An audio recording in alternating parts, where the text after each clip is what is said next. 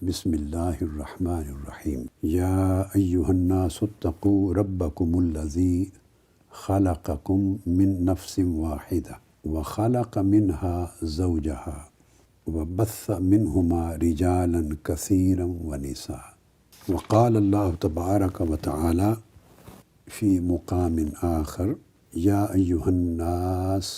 انا خلقناکم من ذکر وانثی وجعلناکم شعوبا وقبائل لتعارفوا ان اکرمکم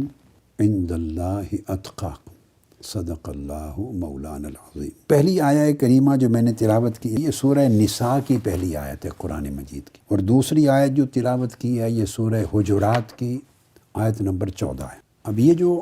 موضوع میں کنسیپٹ دیا ہے عورت کی فطری تخلیق اور اس کے ساتھ معاشرتی مقام اور دور جدید میں عملی کردار، یہ جو پہلو ہے یہ تینوں لفظ آپس میں جڑے ہوئے ہیں۔ میں نے ان آیات کریمہ کی جو تلاوت کی ہے ان کی گہرائی میں جائیں، یہ جو سبجیکٹ ہے ان آیتوں میں موجود ہے، اور اس کے اندر فطری تخلیق کا ذکر ہے عورت کی، اور پھر اس کے ساتھ جو معاشرتی مقام ہے وہ فطری تخلیق سے اس طرح جڑا ہوا ہوتا ہے کہ اللہ پاک اس کی فطرت میں جو بھی پروڈکٹ ہوتی ہے، تخلیق ہوتی ہے، کریشن، اس کی فطرت میں جو جو صلاحیتیں، خصلتیں، خوبیاں، ایبیلیٹیز اللہ پاک اس کی تخلیق میں رکھ دیتا ہے فطرت میں، ان کو اگر موقع ملتا ہے تو وہ ڈیولپ ہوتی ہیں، اور وہی ڈیولپ ہو کے اس کے معاشرے میں اس کے مقام کو متعین کرتی۔ کبھی معاشرہ یا کسٹمز، رسم و رواج کبھی اس کی ان فطری خلقی صلاحیتوں کو صحیح طریقے سے ڈیولپ کرنے اور نشو و نما پانے کا موقع نہیں دیتا معاشرہ کبھی، جس کی وجہ سے وہ صلاحیتیں ہوتی ہیں مگر دب جاتی ہیں۔ جب ایسی صورت ہو تو پھر تحریکیں جیسے ہماری تحریک ہے، تحریک منہاج القرآن اور منہاج القرآن ویمن لیگ،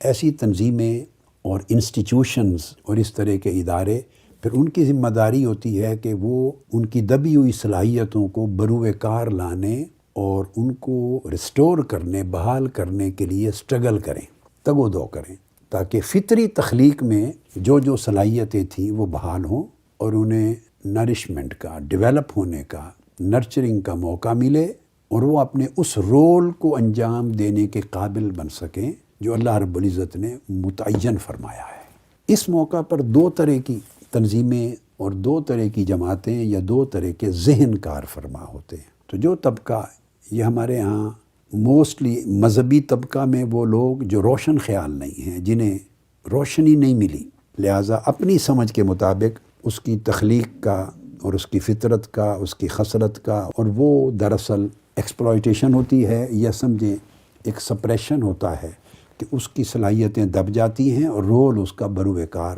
نہیں آتا۔ یہ ایک طبقہ ہوتا ہے، یہ ایک طرح کی ایکسٹریمزم ہے، انتہائی سوچ ہے ایک طرح کی۔ پھر اسی طرح جو لوگ عورت کے رول کو ڈیل کر رہے یا ڈسکس کر رہے ہوتے ہیں اور اس رول کی بحالی کی سٹرگل کر رہے ہوتے ہیں، اس میں ایک دوسرا ذہن آتا ہے، وہ بھی ایکسٹریم ذہن ہے دوسری طرف۔ وہ نام تو اس رول کی بحالی کا لیتا ہے، حقوق نسواں کا لیتا ہے، عورت کے مقام سوسائٹی میں اس کے مقام کو اور اس کے کردار کو اجاگر کرنے کا نام تو یہی لیتا ہے، مگر وہ حدود کو توڑ دیتا ہے۔ تو دیکھیے، کوئی چیز جس کے بارڈرز ٹوٹ جائیں وہ تباہ کن ہو جاتی، ہر وہ چیز جس میں توازن اور اعتدال کھو جائے، نہ رہے، وہ بدنما ہو جاتی ہے، وہ خوبصورت نہیں رہتی۔ خوبصورتی کی تعریف میں ہی توازن اور اعتدال شامل ہے۔ تو ایک طبقہ ایسا ہے جو حقوق نسواں یا نسوانیت کے نام پر جنہوں نے توازن کھو دیا ہے، تو عورت کو اصل حسن سے، عزت سے، تکریم سے محروم کر دیا۔ تو جس طرح ادھر ایکسٹریم تھا، جو لوگ یا تعلیم یافتہ نہیں تھے، پرانی ذہنیت کے تھے، تنگ نظر، تو جو توازن انہوں نے ڈیمیج کیا تھا اور عورت کے ساتھ زیادتی کی تھی، یا مذہب کا بڑا تنگ ویو رکھنے والے لوگ جو روشنی جن کو نہیں پہنچی اور وسعت جن کی سوچ میں نہیں تھی، جو ظلم انہوں نے کیا، اسی طرح کا ظلم دوسری طرف ان کے خلاف فائٹ کرنے والوں نے کیا۔ جنگ کرنا کسی کے حقوق کی بحالی کے لیے، اور جنگ کر کے بھی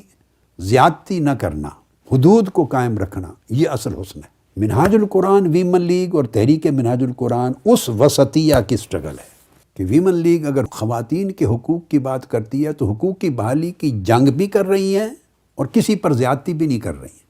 اور توازن کو بھی برقرار رکھنا چاہ رہی ہیں۔ دو طرف انتہا پسندیاں ہیں، دو انتہائیں ہیں،